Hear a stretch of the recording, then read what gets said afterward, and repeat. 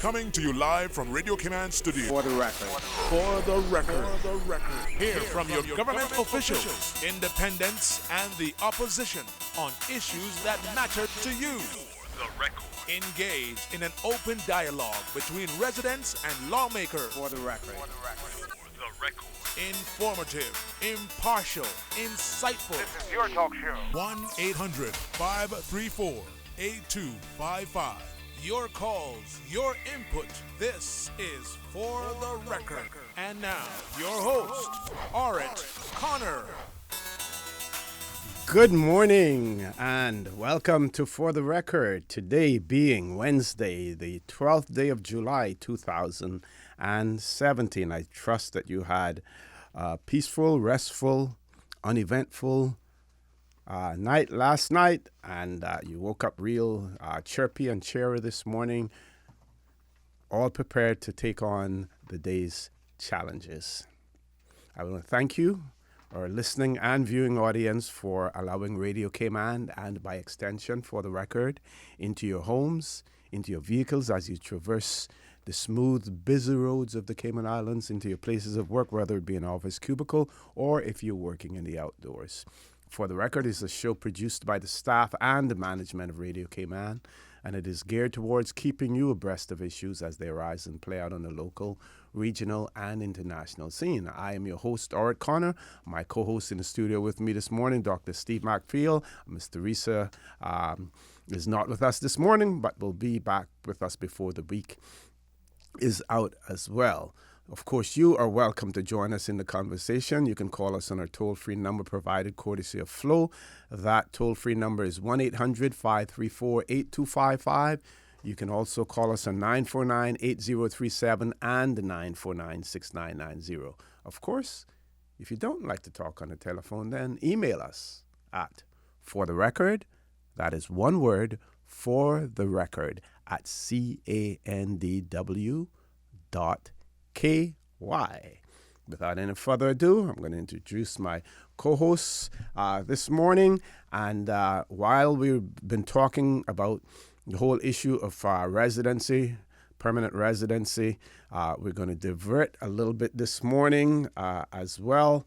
Of course, you should be aware that Dr. Steve McField was one of the members of the Electoral Boundary Commission, and we now see where their report is out, and we want to talk about that as well. So without any further ado, Dr. McField, good morning. Welcome again. Thanks for joining me. Good morning, Mr. For the Record, OC, and good morning to your listeners locally and abroad. And this morning, it's good to be back with you again after being away on Monday. And so this morning we have a lot to talk about. This morning we want to talk about the report from the electoral boundary. The electoral boundary need. The report says electoral boundary need review for greater equality. Well, I don't know how these people who came here for a few days can make a report on our electoral system. That is not what I understood they came here for. Mm-hmm. I understood that they came here to see that the election day vote went peacefully, and it went quietly, and it was and it went orderly, and that there was no hanky-panky in people voting. But I did not understand that they were given a mandate to interfere in our electoral system, because the problem that we have in this country, we have so many people coming here, whether they paid or not paid, as non-paid experts or paid experts, and they come into the country here, and the first thing they do is criticize the way our country has been regulated through the ages, historically, politically, economically, and socially. They all seem to come here, and they do not respect our way of life, even our constitution, whatever constitution says about what we should do as far as elections are concerned and as far as our boundaries are concerned. And that really grieves me, because they're always pushing the envelope to try to give the rights that for non-Caymanians that they do not have in other places in the world. This is the only place that you can come and not a citizen, and you can demand to have all the rights of citizenship. You can come on a work permit. You can come as a permanent resident. You're not a citizen, and you can demand to have all the rights of a citizenship. This is the only place that it can happen in this country. And the problem that I have with this report, which goes on to say that we should give the rights to vote to people who are not Caymanians. Well, our Constitution says that you can only have the right to vote if you're a Caymanian. And I resent them coming here and probably listening to what I have been reading in the Compass, reading in other newspaper, reading in other media about the fact that but people who are not Caymanians should have the right to vote. And the fact that we are 60,000 people, and they all 60,000 people should have the right to vote. Well, there are something like 30,000 of us Caymanians here, and the other people, 25,000, 30,000 people are on work permits. Mm-hmm. And some people have permanent residence. They're not Caymanians, and they don't have the right to vote, and they should not have the right to vote until they become Caymanians. It's only Caymanians should have the right to vote. And anyone who comes in this country advocating that a stranger, that someone who has permission to work should be equal to me to vote for the people who represent me, I don't have great respect for them, and I resent that this report this morning that I saw in the Compass. Mm-hmm. One of our listeners suggested that this may be coming directly from the FCO, or may certainly be voicing what the FCO, because we feels what their position is, because we have seen in the past where they have talked about voting and the voting restrictions. But at the same time, when the Constitution was, the new Constitution was being debated, when we were having the consultations and the negotiations with the UK, they were happy with what we had in place. The only change that we made was that we no longer required in order for you to be registered as an elector, you were no longer required to be a British overseas territorial citizen by virtue of a connection with the island. So before, you had to possess Caymanian status and also be a BOTC. You no longer were required to be a BOTC, and as long as you had Caymanian status. So we relaxed it to the extent that as long as you were Caymanian, you were eligible to vote. But what we want to look at some point in time, Dr. Steve, I don't know if you had an opportunity to look at what whether or not they had been given a remit. They hadn't what their remit was. They haven't been given a remit to criticize our electoral system. Mm-hmm. They came here on voting day to make sure that the vote on election day went peacefully, and that it was democratic. They didn't have any mandate to try to dismantle our electoral system, and I resent that sort of behavior to them. Mm-hmm. Here's one. I'll read from one section here. It says the Constitution Order 2009 sets out the eligibility requirements to stand for election to the Legislative Assembly. A candidate has to be Caymanian of 21 years of age and above, but the overly lengthy residency requirements of up to 20 years are problematic and are an undue restriction on the right to passive suffrage. Further, eligibility for election may be denied where an individual is a holder of dual citizenship or is under any acknowledgement of adherence or allegiance to any foreign power individual.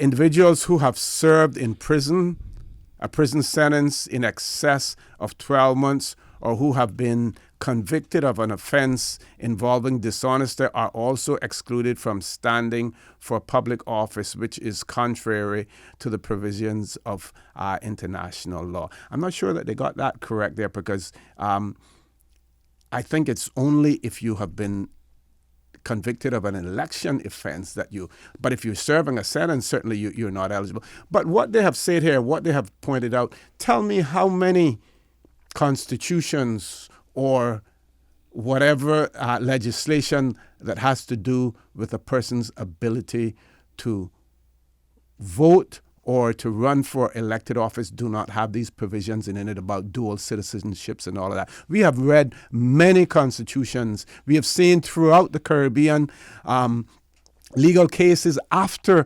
elections because of candidates being challenged in terms of their dual nationality. Exactly, So, and they can just pick up the Constitution of Australia, New Zealand, Canada. Everyone has that provision in it that you have to you cannot swear allegiance or under the allegiance or control of a foreign country or state. yeah. Everyone.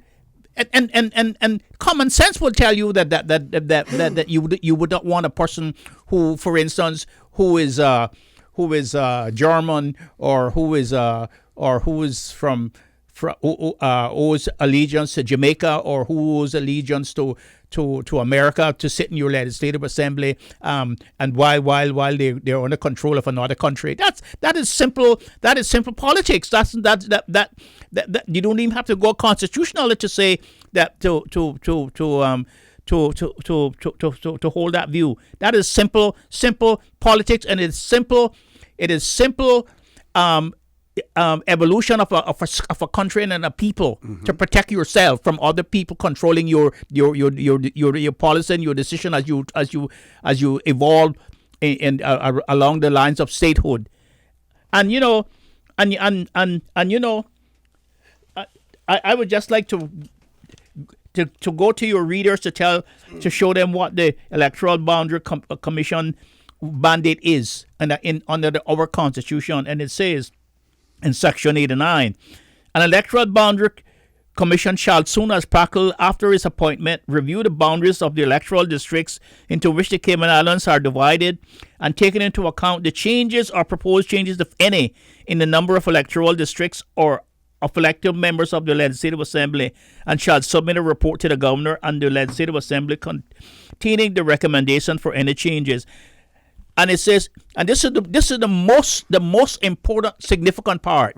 It says, in preparing its report under this section, the Commission shall take no account of the racial distribution of electors within the Cayman Islands, take into account the natural boundaries within the Cayman Islands, and have regard to the existing electoral districts. And that's key there. Have regard to the existing electoral districts. And that is a protective clause in there in relation to Eastern and North Side.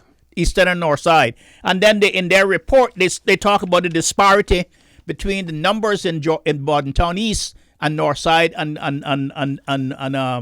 East End. Well, they haven't read the Constitution, of course. You see? And I think I have it marked here in our report. I have it marked here.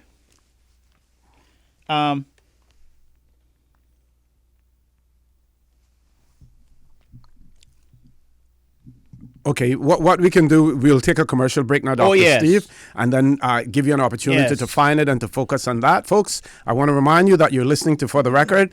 I'm your host, Art Connor, my co-host, Dr. Steve Macfield with me.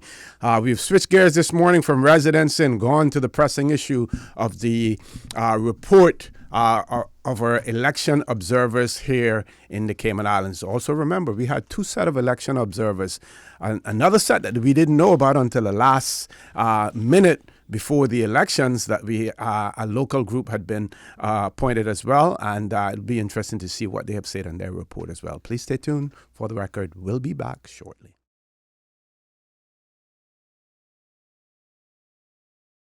Good morning and welcome back to For the Record. We have switched gears this morning and we are now discussing the hot topic, hot off the press, fresh off the press, in the report of the election observers, not the local ones, but the Commonwealth election observers for the 2017, May 24th, 2017 general elections here in the Cayman Islands. Back to you, Dr. So Macfield. not only did we follow the Constitution by taking into account the natural boundaries within the Cayman Islands and having regard to existing electoral districts, but we also followed what the people wanted in those districts. And let me just read from the report itself.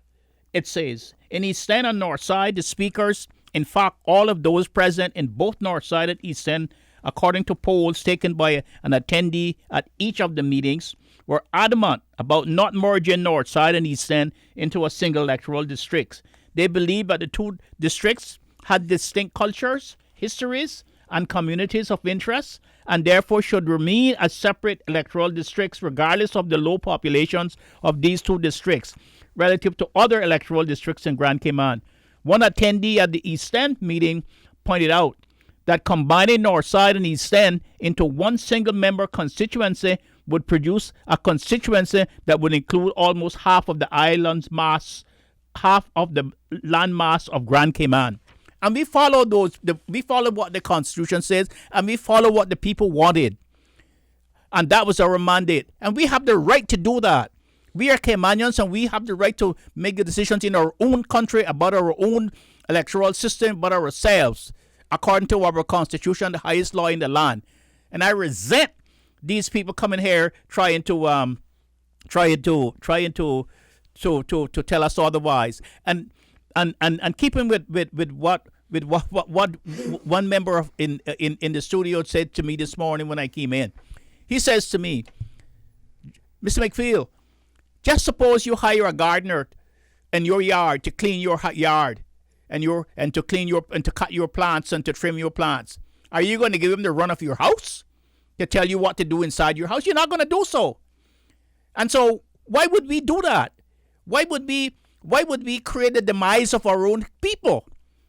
Why would we create a political demise of our? It would be political genocide if we ever change our system to allow the majority who are not Caymanians to run the legislative assembly, to run our country, to run our people. We would be fools to do that. And we have already done it to a certain extent in other areas, and we have seen what has happened as a result of that. Yes. We've seen it. Look at, in the employment situation, all of those persons who have obtained permanent residence, those persons who have obtained Caymanian status without any connection to the Cayman Islands other than the fact that they have been here for a period of time. Now, as far as this report is concerned, there are positive things in the report. There are things for discussion, and I'm glad that they have raised this issue, even though we don't necessarily agree with it. I'm glad that they have raised it because it brings up points for discussion, and what it does, it puts it on the table so that for once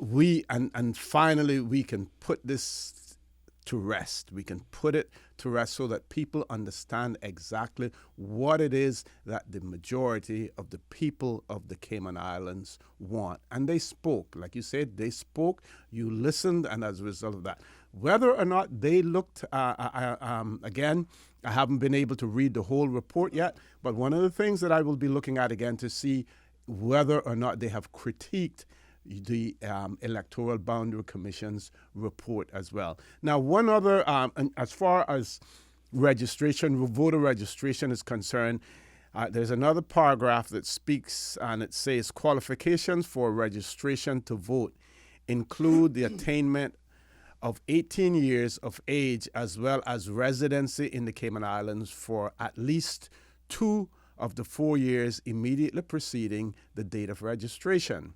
This period appears to be overly restrictive and may operate to exclude otherwise eligible Caymanians from exercising their right to vote.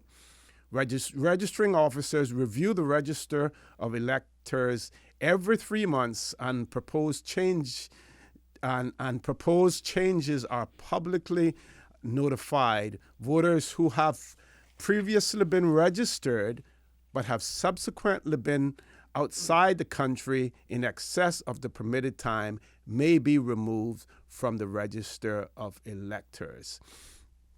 So let's talk about that. They have pointed that out, but they have really not passed an opinion on it except for the qualifying period, which they say that this period appears to be overly restrictive and may operate to exclude otherwise eligible Caymanians for exercising their right to vote.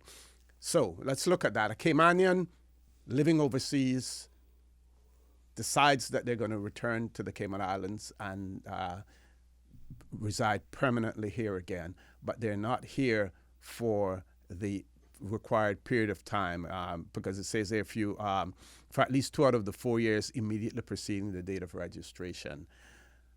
Because of the fact that the person is Caymanian, Yes.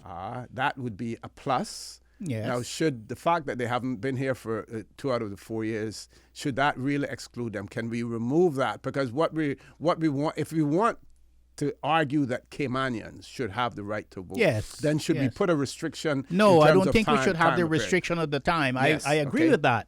I don't think we should have the restriction. I think as long as you're a Caymanian, as long as you keep ties with Cayman Islands, the absence of your presence does not really matter.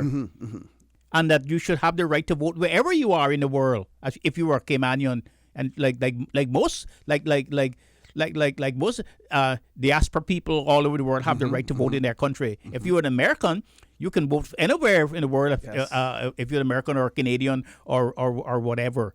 So I don't think that we should restrict the fact that because you have not been living here for 2 years immediately preceding the nomination day that you're not eligible to vote. You should be eligible to vote, and those restrictions that we have, those exemptions that we have in the Constitution should be eliminated. I think, for instance, the fact that you you are exempted from that time requirement for the absence of your presence in the country if you are a seaman, if you are attending university or a school of higher learning, they say, or if you are at a hospital, or if you are working for the government or a part of Her Majesty's services. I think that I don't think that there's need for those for those exemptions. Okay. Now, when we return, we're going to take a break now for the news. When we return, we're going to talk more about this residency requirement and about a population of at least 60,000 persons and their position on that, because that really is part of the offending part of that report that you really take issues with, Dr. Steve McPhail, and I'm sure that a lot of other Caymanians take issue with as well. So please stay tuned. When we return, the conversation will continue in depth on this report.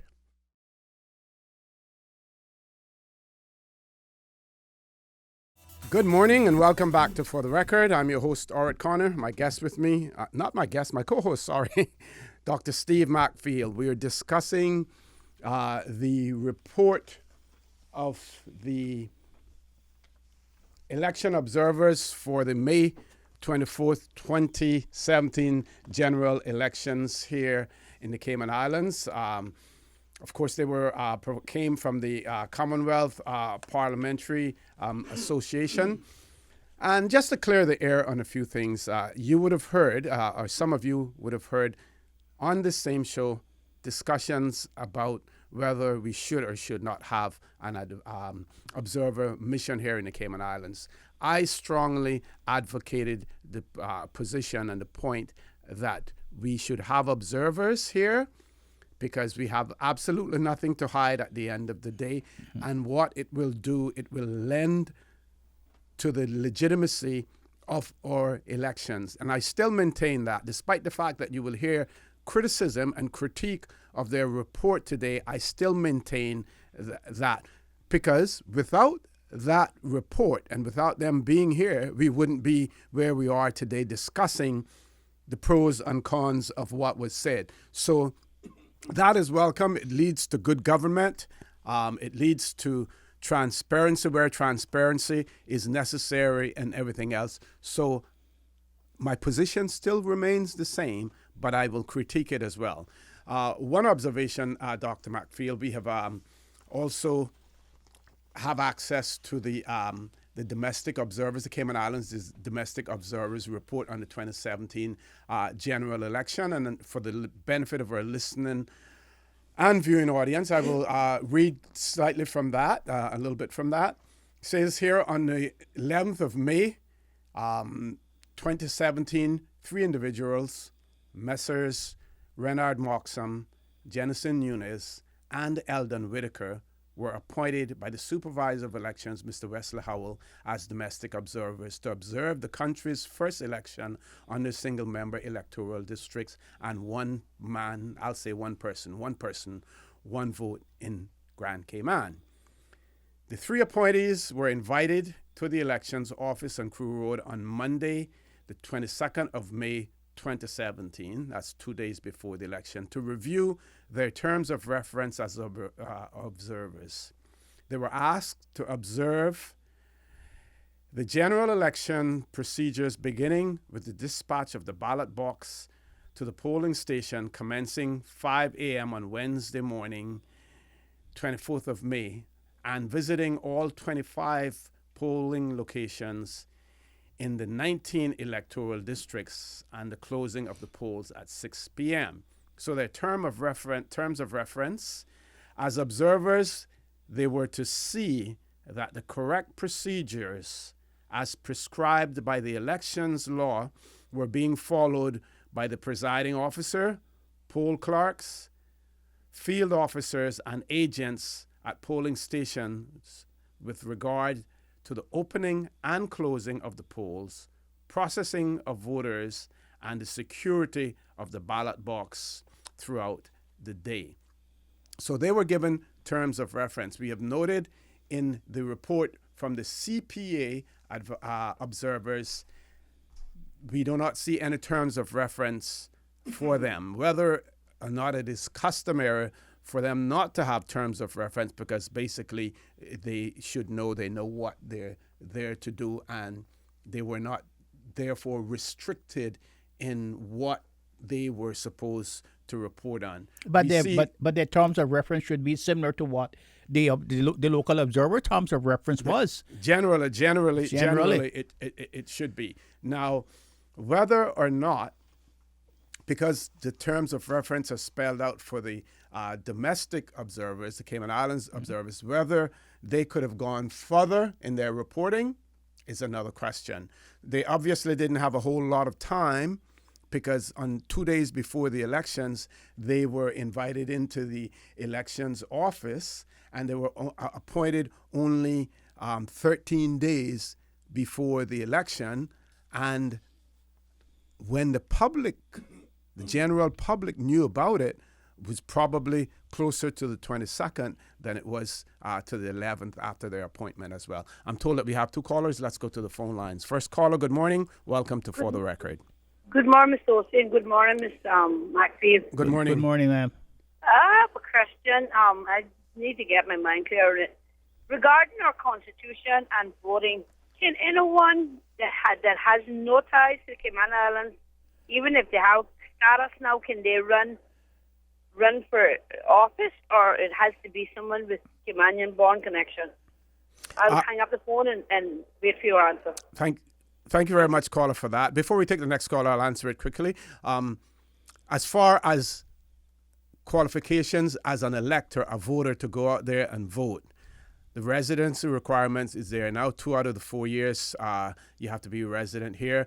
You have to possess Caymanian status. Of course, you have to be age 18 or over, or if you're going to be age 18 before the date of the elections, then you're allowed to register, at that point in time. So as for an elector, it is a little bit more relaxed. For membership in the Legislative Assembly, it is much more onerous, much more difficult, and that is where you have to have the Caymanian connection in there. That is enshrined in our Constitution. So if you only possess Caymanian status, and that's all that you have, you won't be eligible to run in our Legislative Assembly. We'll need to see whether or not they put that argument up as well, that we should have them eligible to run as well. Let's go to the next caller. Caller, good morning. Welcome to For the Record. Good morning, O.C. Good morning, Devil. Good morning, Mr. Devil. Good morning, Dr. Steve. Good morning, Mr. Devil. Very important topic this morning. I agree, and I didn't get a chance to listen to all of it because I got people here already taking pictures. You don't want to miss an opportunity to take a picture with the devil. I can't answer the bank.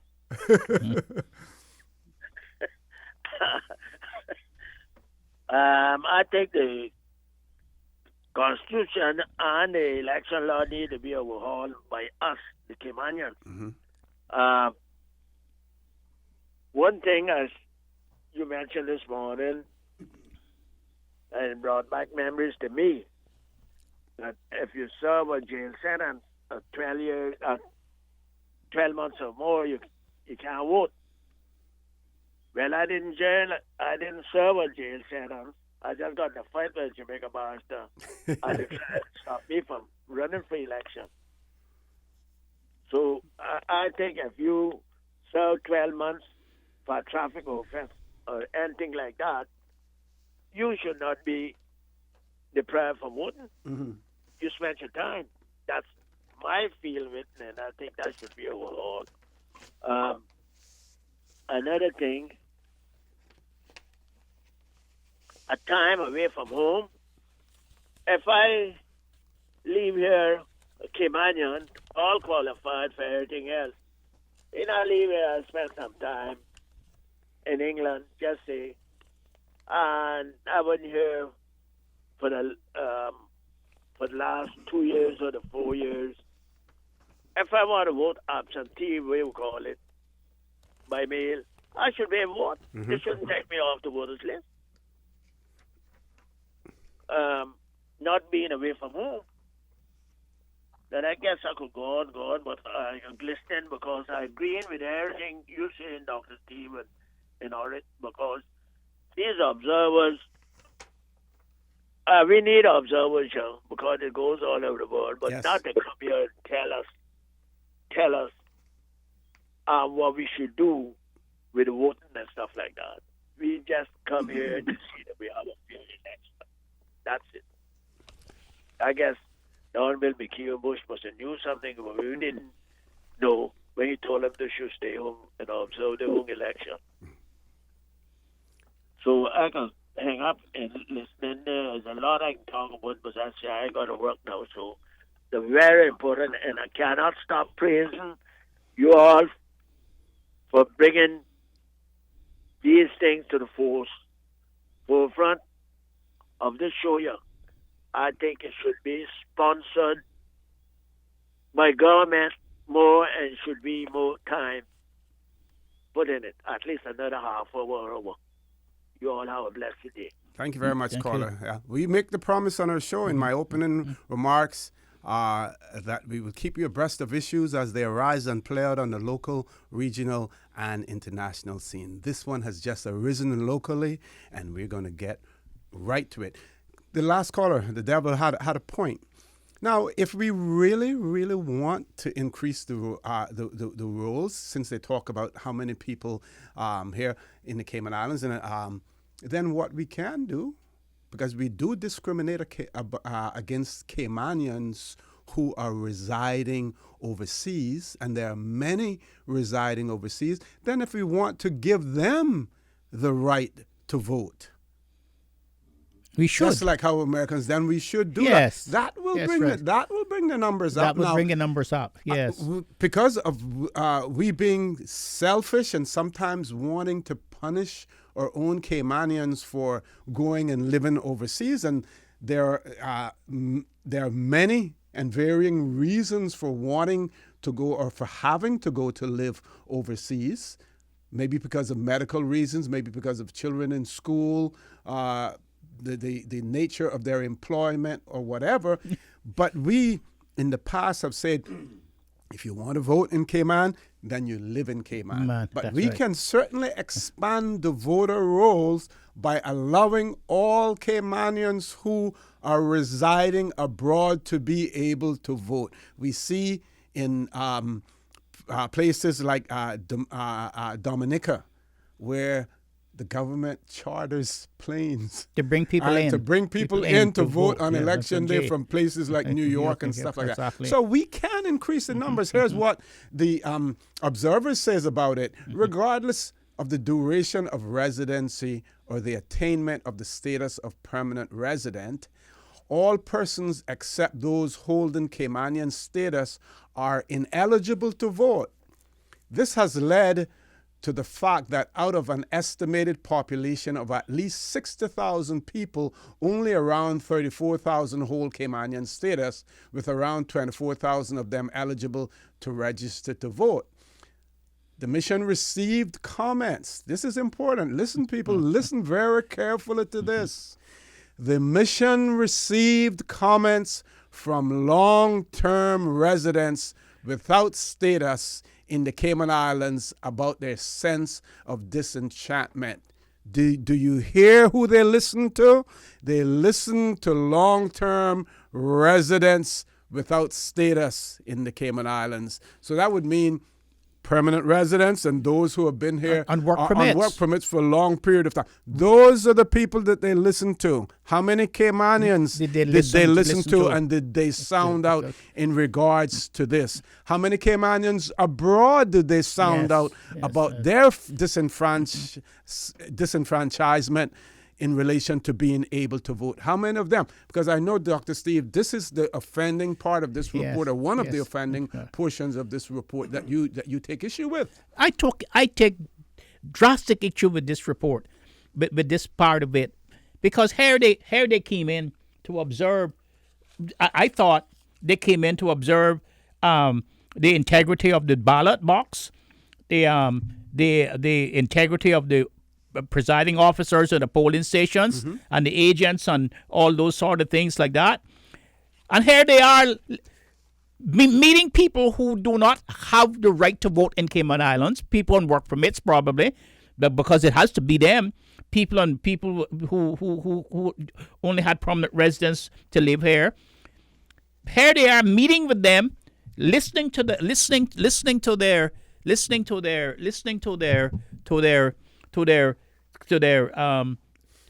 grievance that they live in the Cayman Islands and they can't vote. Well, because our Constitution says that they cannot vote. Our law says they cannot vote. We would be fools to give the right to vote to everybody who comes to our shores and stay here on a work permit or just got permanent residence. We would be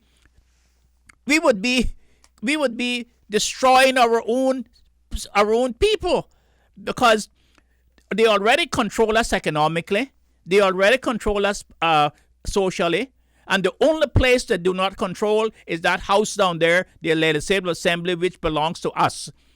And if they did that, if they could vote and control that, soon we would be on the reservations like what they did to the Indians when they came to North America and those other indigenous people. They would probably find a place up in the North Sound or up in behind Bordentown and put us on a reservation. We would be fools to allow that to happen. But this is what they have been going to these people who came here to observe the integrity of the vote on the 24th of May. But they have gone out and listened to the people who came from the places that they come from, their own people, and it goes to show that you will always defend the people who look like you and the people who come from the place that you came from. Now, what I like to tell the Caymanian people is this. There are different ways of conquering a people. Some people do it by war. Some people do it by annexation. Some people do it by buying you out. And some people do it by voting you out, overpowering you by the vote. Well, we do not want any of those things to happen to us. And we have to be vigilant, because already they're striking at the heart of what makes us different and what gives us the power to live in our own country, the voting system. If we allow them to take this away from us and to give it to every Tom, Dick, and Harry, Jean, and Mary that comes into the comment, we've lost everything that we have, and we might as well find another key to go on to live on. All right. Thank you very much for that, Dr. Steve McPhail. When we return, I'm going to ask you to read Section 62, subsection 62E of the Constitution that relates to sentences and convictions, for the benefit of one of the callers who called in about that. Please stay tuned for the record. We'll be back shortly.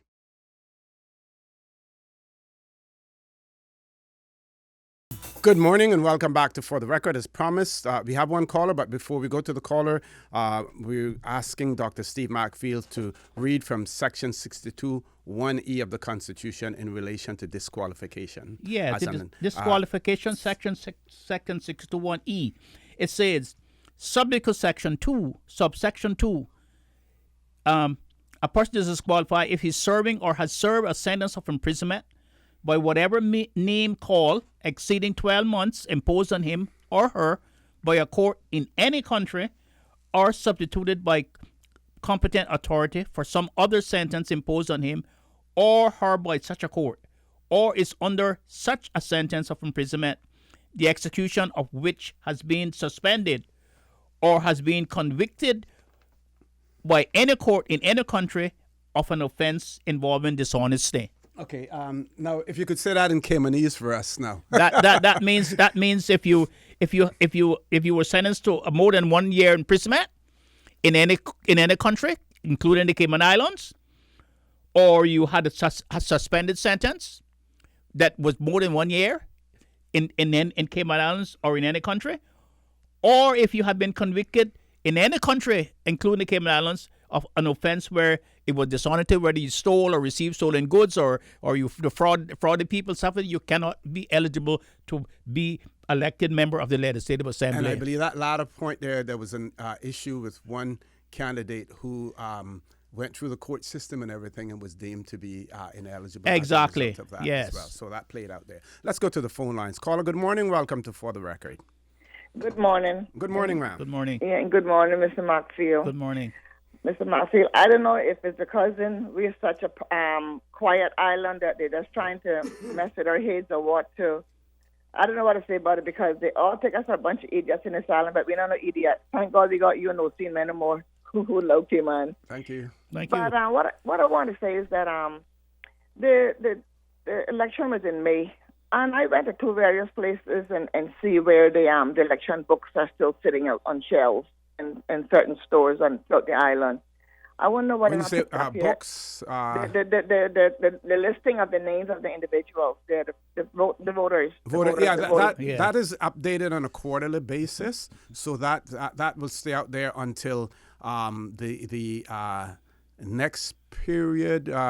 Was it January to April? It should be replaced fairly soon now. Oh, yeah. Well, that's what I'm sitting out there and wonder whether it wasn't picked up as yet. But anyhow. No, they will be out there all the time. They're out there on a permanent basis so that people will know. Because remember that every quarter the register is updated. So if a person has been removed from the register or if people are added to the register, you are able to go out there and see that has taken place. That's the type of transparency that we have in our election process here. Okay. Sorry, I missed your show yesterday morning. I thought it was going to be longer than 30 minutes because by the time I got back my car, someone called me, say I must call you. I said, well, I am going to call. And I'm like, oh, my goodness. When I called, then you was finishing up with the first set of people there from the food bank. Yes, they were only here for half an hour, yeah. Yeah, but anyhow, I know we get to hear everything. But anyhow, what I want to say is that I'm going to just go ahead on to postpone my little plan that I was trying to put together. And I had a couple individuals businesses came on who wants to be part of it. And I had some other guys who want to get involved. I gave up 13 letters and I got like 4 business people contact me back and some other non-business people contact me. So I just want to say thanks to all those who was interested in helping, and I'm going to put on a shelf for right now, and I'm going to ask the donors to hold on to what they had to offer until further notice. So I will not be collecting anything from anyone. But remember now, the Cayman Food Bank, they're going to be doing something like this. So they were saying that persons like you who are planning on doing this, those are the people that they want to be in contact with. So if you plan on doing it later this year or maybe next year summer, this is the time now for you to contact the food bank so that they can help you to put things in place for it. Get in touch with Chopper de la Pena or there's a pastor, Reverend Boucher. I don't remember his contact details, but also get in touch with Chopper de la Pena as well so that you can then have everything in place for the next event that you want to put on, because they're there to help you, to give you guidance and, as well as, other support. I appreciate that. Okay, thank you. Y'all have a great day. Thank you. You do the same as well. We have one of our listeners who has written in and said, good morning. Re-elections. I am surprised to learn that the election observers obviously held audiences with non-voters and qualified voters, never heard of the possibility of airing our views. Take it for what it is, folks, again. And they told us, it's in the report.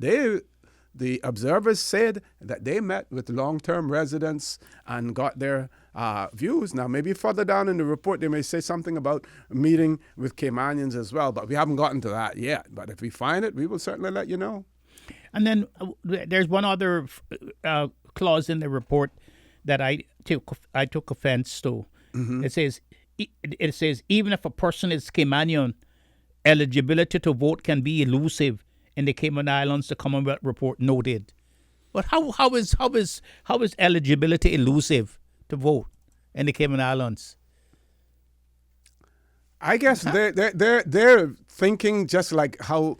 The same way that other people think that as soon as you land at Owen Roberts Airport, if you step foot on the Georgetown dock, or maybe even any jetty, that is the pathway to citizenship and to all rights in the Cayman Islands. As soon as you step, you hit dry land in the Cayman Islands. Yes, and It goes to show you when they came here first, I was all for it, as you were for it, and many of us was all for it, because we thought they came to observe the election procedure on that day. We did not know that they were going behind our backs to talk with people who had work permits, who come here, who's not Caymanians, to the fact that they're trying to get to vote, and it shows you how they think about us behind our backs. And as soon as some foreigner came in, some other person comes in from the places that they come from, they feel comfortable to run to them to make complaints to them about our systems. Mm-hmm. Now, there's a paragraph here that's in their executive summary. It says here, voter registration figures increased to 21,221 for the 2017 elections. This represented a significant increase from the figure of 18,492 voters registered for the election in 2013. The increase was achieved by means of a significant voter registration drive by the elections office, including going door to door across the country to promote registration. Yes, that helps. That's partly true. But it was also increased by the number of persons who got Cayman status. And they failed to recognize that as well. We have to realize in this country, we hear people talking about we need a population of 100,000. Yes, we may need a population of 100,000 people to support all of the businesses that want to make a whole lot of money. What we do not need is a rapid increase in the population of the Cayman Islands. It should happen by natural means and not by artificial means, in terms of opening up our doors and opening up the floodgates for everyone to come in. Population in the Cayman Islands must be gradual. The total world population is now at 7.6 billion people, and it's going to continue to increase.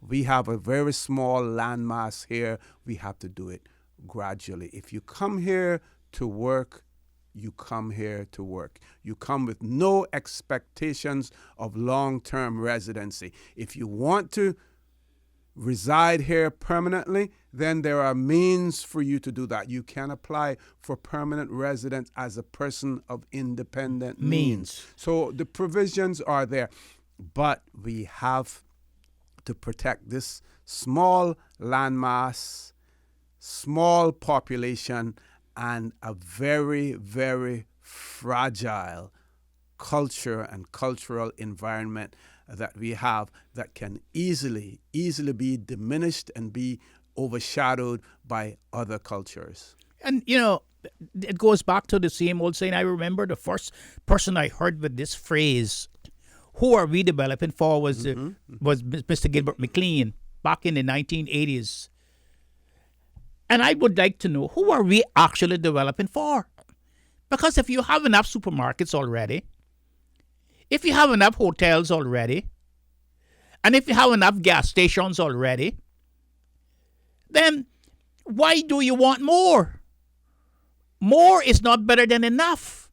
Because if you want more, then you have to put in more infrastructure. You have to bring in more people to make money for those people who wants to make more money.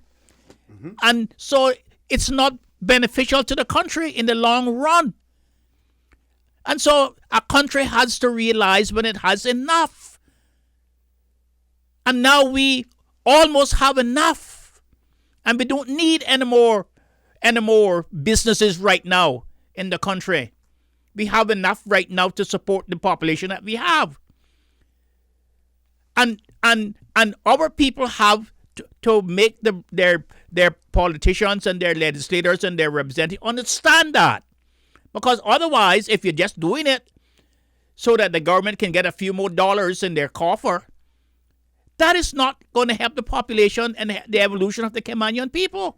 Folks, I want to remind you that you're listening to For the Record. I'm your host, Art Connor.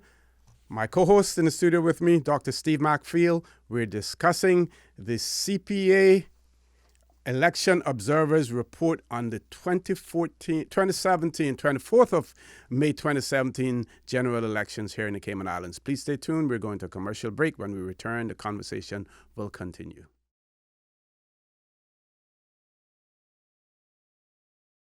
Good morning and welcome back to For the Record, where we're discussing the report on Cayman Islands elections of 2017 by the Commonwealth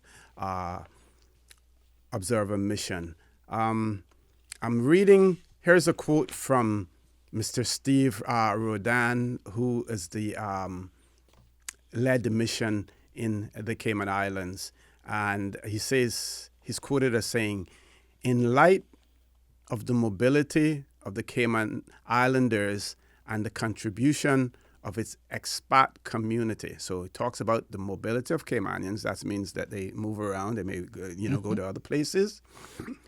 And the contribution of its expat community, it is important in any review of the Constitution order to consider the requirements of the duration of residency. So he's arguing for that. With regards to the constituency boundaries, he commented, quote, constituency boundaries should be further reviewed with the aim to achieve greater equality between the number of electors within each electoral district. And I want you to take note of that, because I would say that we could agree to that in part. In part, yes. We could agree to that. Says the mission also highlighted the low level of female candidates and elected members.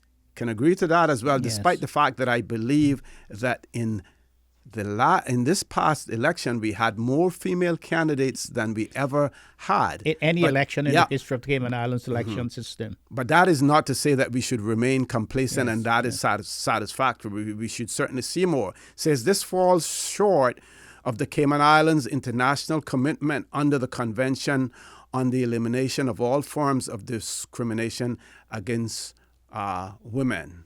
CEDAW, it is usually called. So those are some of the points as well. Let's take the calls first, and then we'll talk about the boundaries. We talked about East End and North Side before. We're going to take those and put those aside because those are special situations. Yes. We have to, there's a part in the Constitution that speaks to existing boundaries and things of that nature. Yes. First caller, good morning. Welcome to For the Record.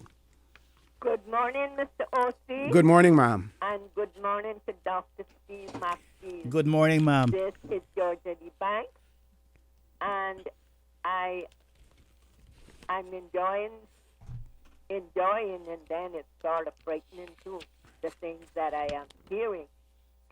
And I have always had a great respect for both of you. I think you're two very intelligent men, and that both of you dearly, from your heart and mind, love our island.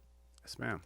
Thank you, ma'am. I have one question to ask you, and both of you, I'm sure, hopefully, will answer it after I hang up. Mr. O.C. and Dr. Steve, maybe both of you being very observant, you have noticed that in Cayman now, I mean Caymanians, born Caymanians, that couples now rarely have more than 2 children. Mm-hmm. 3 or 4 is becoming sort of unusual. And years ago, 6, 8, 10, 12 children, that was nothing. They had big families. And I have heard, I wouldn't go to give you any the stories outright, but I have heard some people, some couples say, why should my husband and I have children? What kind of a future will they have on this island when we see the way that things are going?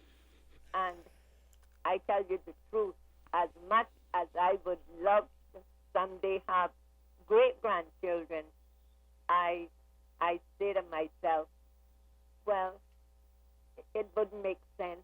This island seems not to belong to us anymore, and we are to blame for all or most of the things that have happened to us.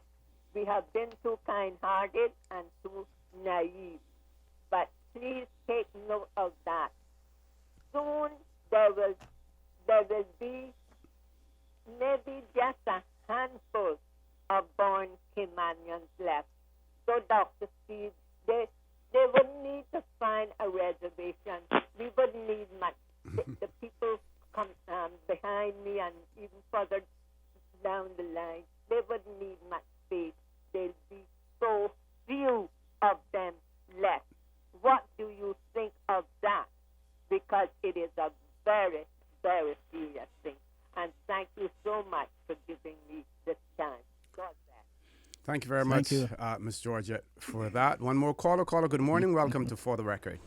Morning, Mr. Cronin. Morning to Dr. McNeil. It's Johan Moxham. Morning, sir. Good morning. Always enjoy listening to you guys. Going to jump straight into it. Gentlemen, for Mr. Roldan and for the persons who came, the observers who came into the island to meet with anybody, the first question to be asked is, who set up their meetings? Because I refuse to believe that Joe Blow could just walk in off the street and say, hey, I want to talk to you, and I want to share my views on how I think I'm being disenfranchised here in the Cayman Islands.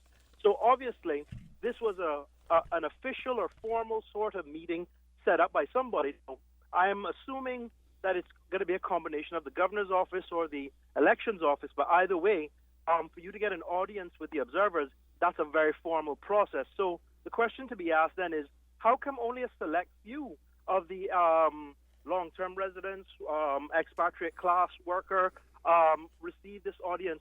I'm assuming the Caymanians who live here, pay the taxes, and are responsible for choosing our leaders weren't deserving, or perhaps we were just missed off of the invite list. I forgot. Yes. Oversight. Yes. But yeah, and the email never hit through. They had the wrong email address for some of us. But that's the first question to be asked. Now, I'm not a conspiracy theorist, but I will say this. If we've reached the point now where a country this small is now being encouraged by international observers and making recommendations that we extend this privilege to all and sundry, that says to me there's an agenda in play by somebody. So we got to look higher up the food chain, because I would hate to believe that our own elected officials, the previous government or anybody that has been elected to serve and represent the Caymanian people, would think that that is something that we should do, considering the fact that I don't know of anywhere else that you can just land and say, hey, I'm here now, I want to be here, and I want to have the right to participate in your electoral process. I don't think the world works like that, so why should Cayman start with the precedent? Secondly, the only power left for Caymanian people is at the ballot box. The vast majority of those that have economic power and who control the economy are from abroad.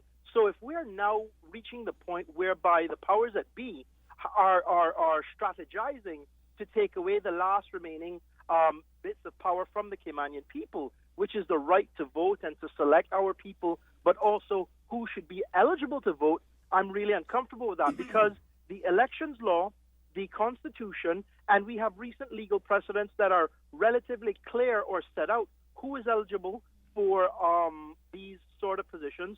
So how is it international observers can come in and decide now, well, we think your process is flawed.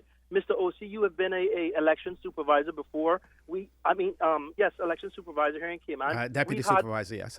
Sorry. You've held a very senior role in the elections office. And we have had observers before. How come they haven't mentioned any of this previously? Was it everything was right before and now everything is wrong? And my final comment would be this. The Cayman Islands government, successive governments for multiple years and decades have done a fantastic job of looking at reports, reading recommendations, and ignoring them all in sundry for the majority. I would suggest that if anybody who wants to be elected or is currently elected go along the lines of acquiescing to these forms of recommendations put forward, they need to understand their bigger priorities in the Cayman Islands, impacting Caymanian people. And if Caymanian rights cannot be protected first before anybody else is in the Cayman Islands, they shouldn't be representing us, and we're doing this all backwards. I would love to hear your thoughts because I think you guys bring a wealth of knowledge, and it's always a joy listening to you. But this is now bordering on the ridiculous, and whoever is pushing this agenda, you're officially insulting the intelligence of the Caymanian people. Have a great day, guys. Very much, caller. Dr. Steve, I know you want to respond to him, but we go to headline news now. When we come back, we'll give you that opportunity. Yes, please stay tuned for the record. We'll be back shortly.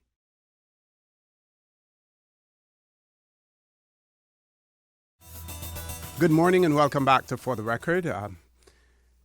Dr. Steve McField, my co-host, is with me, and your response to the last caller. Yeah, I completely agree and with Mr. Johan Moxham, and I'm glad that he called in because he's one of the young, bright Caymanian people who keeps abreast of all of the issues in Cayman that affects us and affects Caymanians. And I would also like to publicly thank Mr. Renard Moxham, Mr. Jennison Nunes, and Mr. Eldon Whitaker for their comprehensive report about concerning the 24th of May general elections. They had a mandate, they had a terms of reference, and they stuck to it, and they didn't go out on a tangent with extrinsic things and make reports on things that they had no business doing. And I really appreciate their report. Their report is very comprehensive and is very informative. Mm-hmm. Now, one of the points that questions that Mr. Moxham raised as well had to do with whether or not this be other reports. Now, we had another observer mission that was here, the member of parliament from Malta was the head of the mission. We had Randall Horton, who's the speaker of the Bermuda parliament. He was one of the members as well. There were variations. I'm going to look at their report, but if my memory serves me right, some of this was mentioned in there. So it may not be unusual for these parliamentary groups to delve further into the process. Whether we agree or disagree with them, I believe that they may have done it. I'm going to take a look at that report. I believe that report is on the Elections Office website as well, so we will look at that. One of our listeners has written in and said, if we remember that we are Britain's, quote, trillion-pound paradise, unquote, and consider how Britain can use that £1 trillion after any losses incurred by Brexit, then such interference to change our election laws and requirements for our Legislative Assembly representatives, actually those who make our laws, are obviously part of Mother's agenda. Most of our wealth here is already controlled by British expats. Many who arrive here come, in the words of some of our oldsters, quote, unquote, without a pot to pee in. Yet they rapidly get accepted into the circle of the wealthy, of the wealth-earning compatriots already here. and start living like kings and lords, if they can then also be allowed to take over our assembly, then what? Will Caymanians, some of them, then be encouraged and herded off to migrate to England to join the millions of other immigrants from third world countries there? Britain always has an agenda, and always for their best interests, not ours. Those are my thoughts on this topic. That last part there, is quite telling too, in terms of the fact that the Brits always have an agenda, but not only that,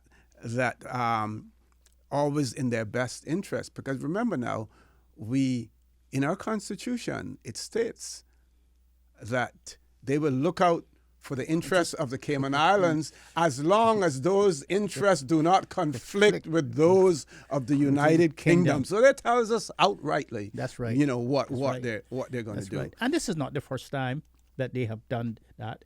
You remember they sent a lot of people from the Caribbean up to Nova Scotia one time. They deported a lot of people up to Nova Scotia. They sent a lot of people down to Australia and New Zealand. And they sent a lot of people from England and Ireland down to the Caribbean. And so, because it happened some 100 years ago, doesn't mean that it can't happen again today. And so, I don't know if I'm naive or if I'm getting senile or I'm old or what, that these things are affecting me. But I am very pessimistic. I'm not optimistic at all of what's going to happen to us in the future. Because it seems to me that we do not have anyone who is standing tall. And I kept asking you, OC, and I kept asking some of my colleagues, where are the men of yesterday? Where are those iron men who were masters of those wooden ships?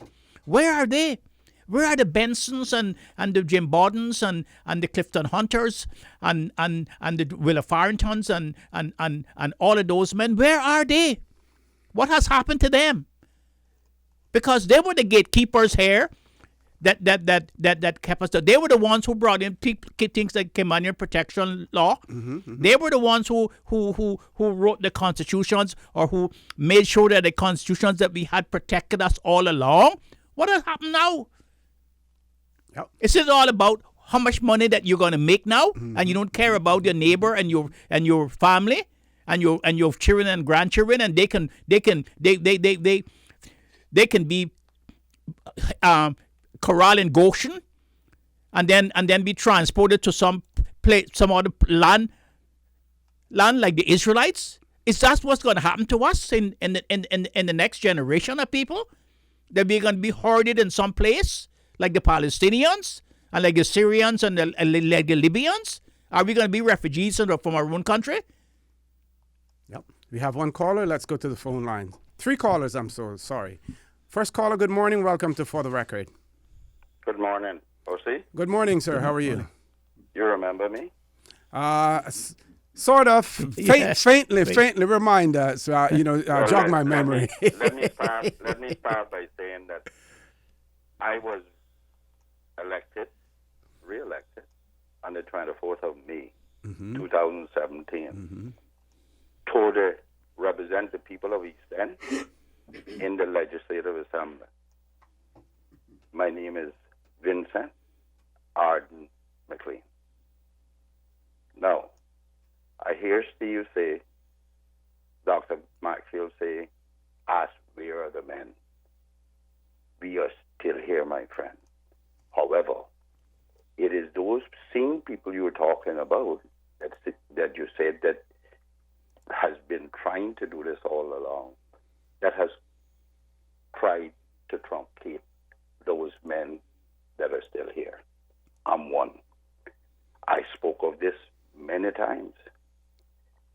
I went through all that to tell you who I am so you could recognize my voice and what my position is as a public official here, to say to you or to ask you, how come you all all got a report and I don't? Yes. How come the Compass can report on it and our Vincent Arden McLean, who was duly democratically elected to the House of the Legislative Assembly in this country, where this matter resides, has no copy of any report? That is what is happening in your country. Do you understand? Does my people understand what is happening to them? Will we pay closer attention to what is happening to us? Will we stand like Dr. McFeel is calling for and take control as far as humanly possible? When I was a minister, Legge, at a press briefing conference that we used to have every Wednesday, remember that, said then, the now premier, that it's a shame that only Caymanians can vote in this country. He should have said so to me, and I would have put him in his place. Now, I would like to proffer that he's probably one of those that the observers saw. This is where we're going. Absolute, total control by someone else who wants it the way they want it. When this country can remove in one fell swoop people who were duly elected and dismiss them and say all manner of evil against them, Caymanians, we need to stand. If you do not stand, do not run anyone away. I am not proposing that. But I am saying we need to take control of our own destiny. However, Dr. McFeel, understand that it might happen on my watch, but it will not be with Vincent Arden McLean's approval. Thank you, Mr. McLean, for that reassurance. And Mr. McLean, I would just like to ask you, when are you coming back to claim your day on the station? When are you? The real opposition. The real opposition day was Fridays. So when are you come back to claim that day? That is dependent upon my good friend OC's invitation, because we haven't. The only thing that has changed, nothing has changed before the elections. It's still in place. Remember, now we suspended everything for the elections because everyone was a candidate at that point in time. But it's there now again. Mr. Miller was on once, but the Fridays is for Opposition Day. Mm-hmm. Oh well, I am. I am ready to come on. People have asked me, but I didn't know what was going on. I know you invited me to Friday after we were sworn in, and I went through that whole process of what transpired during the negotiations. But I didn't know that it was available since. And Dr. McFeel, it may be that OC got something against me because of all the hard time I gave him in New York when we were going to school, No, Friday's Opposition Day, and we were wondering what has happened. You have not come to claim that day because there's no independence now. There's just the government now and the opposition. Uh-huh. That was a jab at that was a jab at OC. Okay. But I'm sure, I think that you all provide a very useful service in this country, enlighten people, which enlightens people on the processing, because there are many of us who does not understand the processes, and I think this is one of the most important things that ever happened to this country, the fact that people like yourself, Teresa, and OC gets there, and you remember what I the phrase I coined. You see our glory. You don't understand our story. Exactly. This is telling the story. This is talking about bucking your toenails out in this country. And who better to know what this country needs than those of us who grew up here? And, they like to say, Dr. Macfield and Mosi and fellow Caymanians, that we have to not be so patriotic or nationalistic. Well, let me say, repeat, for all those who claim that I am too patriotic, I'm too nationalistic, that I wear that badge with a pride. I wear that without any regret. And I wear it without any apologies. Okay. Because everyone does the same thing in their country of origin. And I will not change that for anyone, whether you're Caymanian or not. Mm-hmm. This is my country. This is where I was born. This is where I will die. This is where my body will be interred. That's it. Thank you very much. We've got to go to commercial break now on that. Please stay tuned for the record. We'll be back shortly.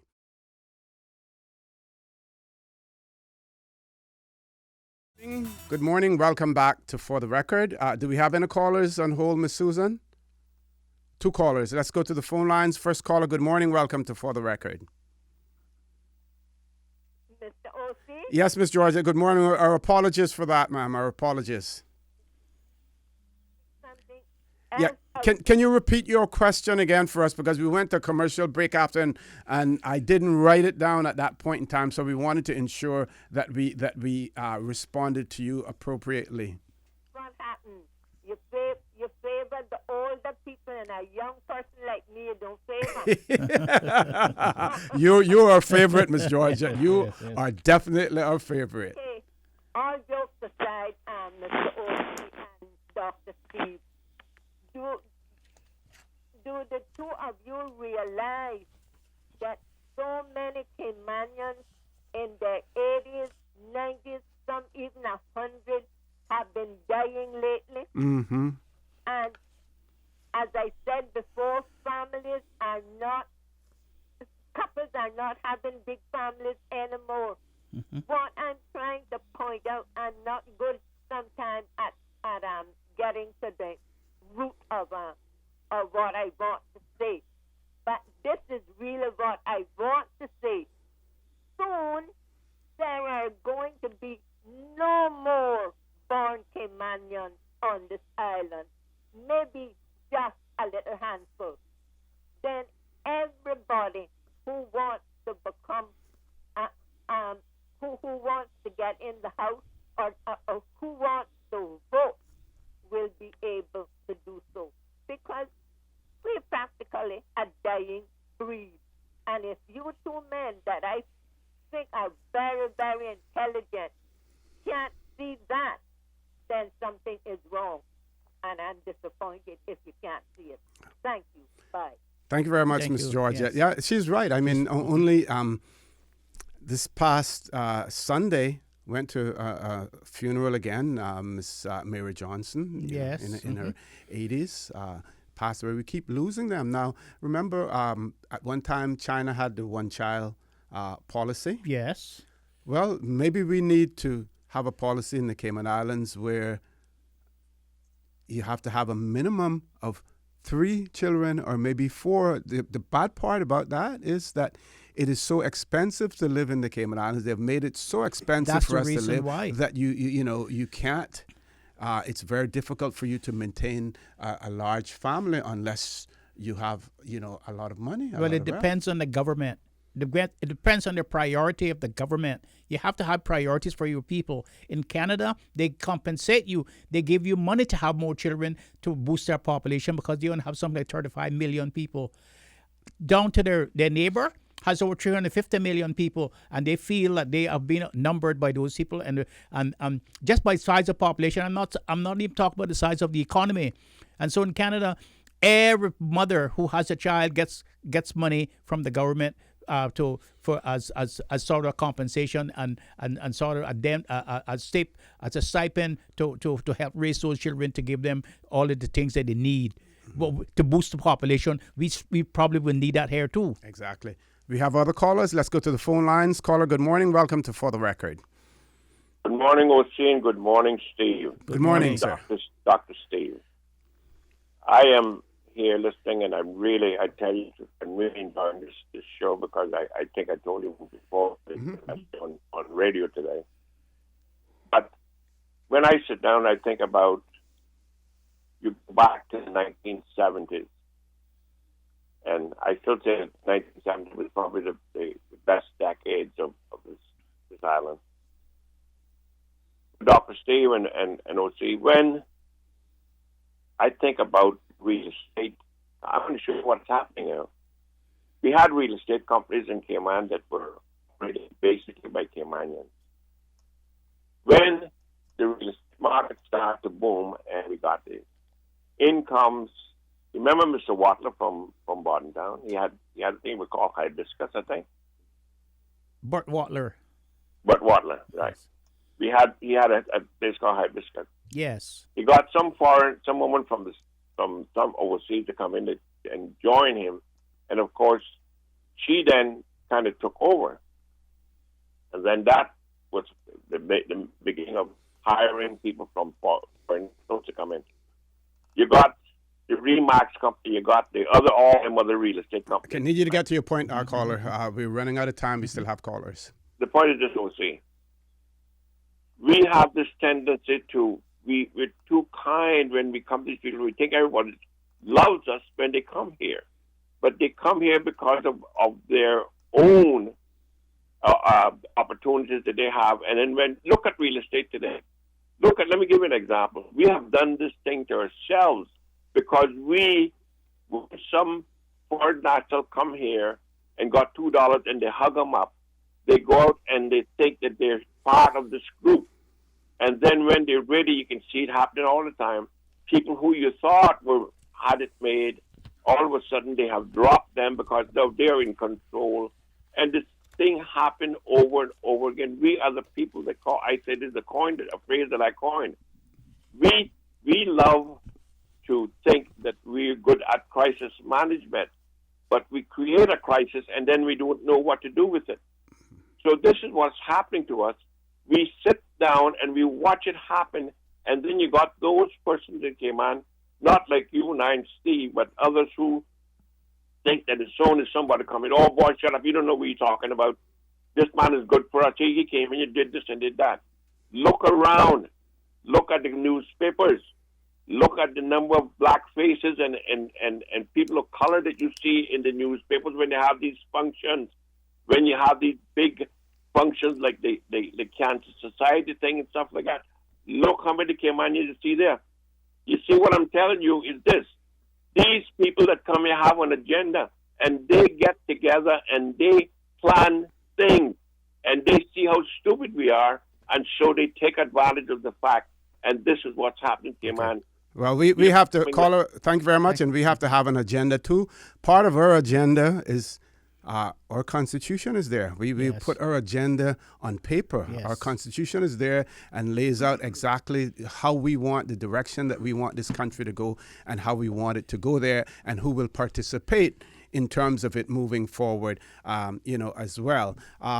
We have no more callers, so we'll close the calls off for the show. Miss Susan, one listener points out that the report appeared on the CPA website before it was issued here in the Cayman Islands as well. Very quickly, I have had an opportunity to go on the Elections Office website, look at the 2013 observer mission to the Cayman Islands, which was comprised of the head of the mission from Malta, the Honorable Mario Galea. We also had Margaret Mitchell, member of the Scottish Parliament, Senator Philip Ozof from Jersey, the Speaker of the Bermuda House of Assembly, Honorable Randolph Horton, Fern Narcisse, who was a legal officer.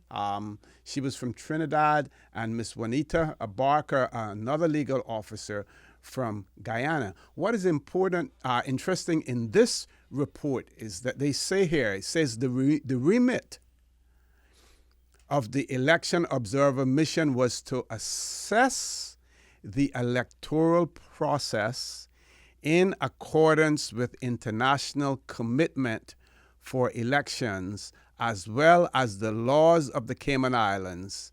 The election observer mission was independent in its findings and conclusions and adhered to the Declaration of Principles for International Election Observation signed at the United Nations in October 2005. And they go on to talk about the fact that they organized 2 press conferences to issue introductory press releases on the 17th of May and a preliminary report on the 24th of May, 2013. And they go on to talk about things. Now, what I'm going to be doing, and I'm going to ask you to do as well, Dr. Steve McCree, we're going to look at the 2 reports. We're going to compare them in terms of the approach that they have taken. But on Friday, we're going to continue, because we will now have an opportunity to thoroughly critique the new report and to talk more about it as well. So we have our work cut out for us, but we're going to make it an extremely, extremely exciting show on Friday when we continue to talk about this. And like I said before, we will have more time at that point in time to review all of the documents. Doctor. Yeah, we'll have more time to go through it, like a needle in a haystack, and we will have time to compare the 2 different reports. But before we go today, I just would like to share with your audience what the Constitution says about Cayman Brac, because the report made a lot of issues about the Brac, about the fact that the Brac has such a small population, and it was in the constituency, and this is what the Constitution says. It says Cayman Brac and Little Cayman shall between those 2 islands at all times return at least 2 members of the Legislative Assembly. And that is because Cayman Bracers lobbied for that many years ago. They lobbied for that many years ago. It was put in our Constitution. They have astute men there. They wanted to make sure that they had 2 representatives in the Legislative Assembly in Georgetown. And that is part of our Constitution, and that is the reasons why they have 2 members returned from Cayman Brac, even though they only have something like 13 or 1,400 people on the electoral register. Perhaps a solution could be, I don't know, I'm just throwing out an issue as to whether Cayman Brac, although it elects 2 people, whether that shouldn't be having an amendment to the Constitution to say that it only has one constituency, the 2 constituencies where you have less than 600 people voting in each constituency to elect each person to make up the 2 people that are represented in the Legislative Assembly from Cayman Brac. Okay. So I leave it at that. Yeah. But for my closing remarks, Mr. O.C., Sure. I would just like to tell the Caymanian people that in Cayman, we do not have any buffaloes that we can follow as the season goes. When they push us off our land, we do not have any buffaloes that we can follow, that we can feed ourselves on. We do not have any sail ships anymore that we can immigrate to the Bay Islands or to Honduras or to Nicaragua or to Cuba. In fact, those places are close to us now. So this is the only place that we have that we can say is our home. And we have to be vigilant. We have to take care of our place. We have to do what Commissioner Cardinal told Mr. Willa Farrington. Willa, my boy, he says, don't let them come and take your island away from you. And that is where I stand. That's where I'll stand today. I'll stand tomorrow, and I will stand on that issue until I die. Folks, I want to thank you for allowing Radio Cayman and by extension For the Record into your homes, into your vehicles as you traverse the busy roads of the Cayman Islands, into your places of work, whether it be an office cubicle or if you're working in the outdoors. I also want to thank those of you who chose to participate in the program either by calling in or by sending us emails or other electronic messages as well. I want to thank my co-host, Dr. Steve Macfield, as well. I also want to remind you that we are our brothers and our sisters keepers. There is always someone out there who's less fortunate than we are, and I ask you to extend a helping hand to them. If you can't do that, then I suggest you donate to a worthy charity, because we always want to consider those who need, not necessarily those who want. I say to you, have a great day. Continue to support your radio station, Radio Cayman. Join, I believe, Mr. Gilbert McLean today on Talk Today, who is filling in for Sterling Dwayne Ebanks, who is on vacation as well. And I am sure that the conversation will continue along these lines, as far as this report is concerned, on Talk Today as well. Have a great day. And as usual, we ask the good Lord to bless these three beautiful, wonderful Cayman Islands, which we pledge to protect and to serve. Informative, impartial, insightful. This is your talk show. 1-800-534-8255. Your calls, your input. This is For